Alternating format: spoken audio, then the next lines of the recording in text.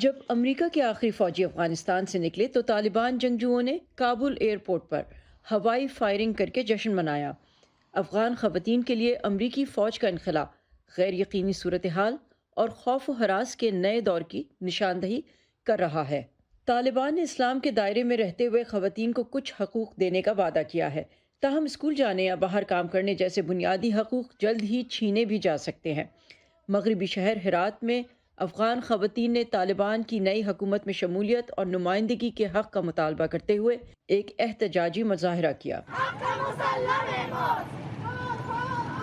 میں یہ کہنا چاہتی ہوں کہ مجھے 20 سال پہلے اسکول کی طالبہ ہونے کے جرم میں گھر پر رہنے پر مجبور کیا گیا تھا، اور اب 20 سال بعد ایک ٹیچر اور عورت ہونے کے جرم میں۔ امریکی محکمہ خارجہ کے ترجمان نیڈ پرائس نے اس ہفتے کہا تھا کہ طالبان کی قیادت والی افغان حکومت کے ساتھ امریکہ کی کسی بھی طرح کے تعاون کا انحصار ان کے اقدامات پر ہوگا۔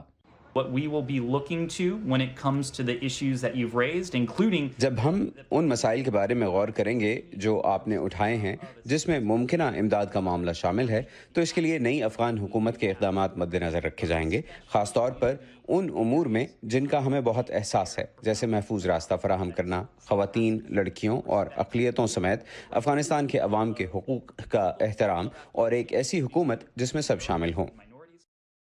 امریکی سینیٹر جین شاہین نے اس ہفتے واشنگٹن پوسٹ کے ایک فورم کو بتایا کہ دوحہ میں 2020 میں ٹرمپ انتظامیہ اور طالبان کے درمیان مذاکرات کے بعد ہونے والے معاہدے میں کسی جامع حکومت یا خواتین کے حقوق کے تحفظ کی کوئی ضمانت نہیں دی گئی تھی۔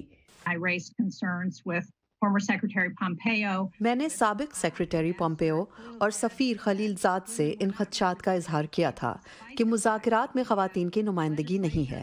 اس حقیقت کے باوجود کہ ہمارے پاس سابق صدر ٹرمپ کا دستخط شدہ قانون موجود ہے جس میں کہا گیا ہے کہ تنازعات والے علاقوں میں جب بھی ہم تنازع کے خاتمے کے لیے بات چیت کریں تو خواتین کو مذاکرات کی میز پر ہونا چاہیے، لیکن ان پیغامات کو کسی نے نہیں سنا۔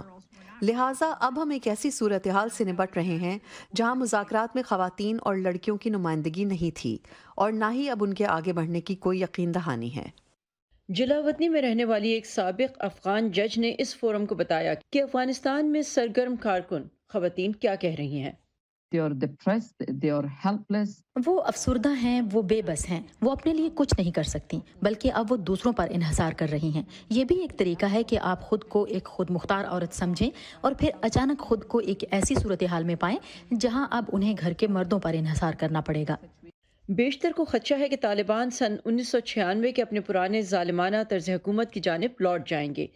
طالبان کا کنٹرول 2001 میں اس وقت ختم ہوا تھا جب امریکہ نے افغانستان پر حملہ کیا۔ انہوں نے خواتین اور لڑکیوں کے لیے تقریباً تمام قسم کی تعلیم پر پابندی عائد کر دی تھی۔ انہوں نے ایسی سزاؤں کا نفاذ کیا جن میں سنسار کرنا اور کوڑے مارنا شامل تھا، اور انہوں نے عورتوں کو ان کے گھروں تک محدود کر دیا جب تک کہ ان کے ساتھ کوئی مرد نہ ہو۔ اور یہ ایک حقیقی خوف ہے کہ اس قسم کا ظلم و جبر یا روایات پھر سے واپس آ سکتی ہیں۔ کچھ افغان خواتین اور ان کے حقوق کا دفاع کرنے والوں میں سے کچھ کے لیے سلامتی کا مطلب ہوگا امریکہ یا دوسرے ممالک میں مہاجر بن جانا یا وہاں پناہ حاصل کر لینا۔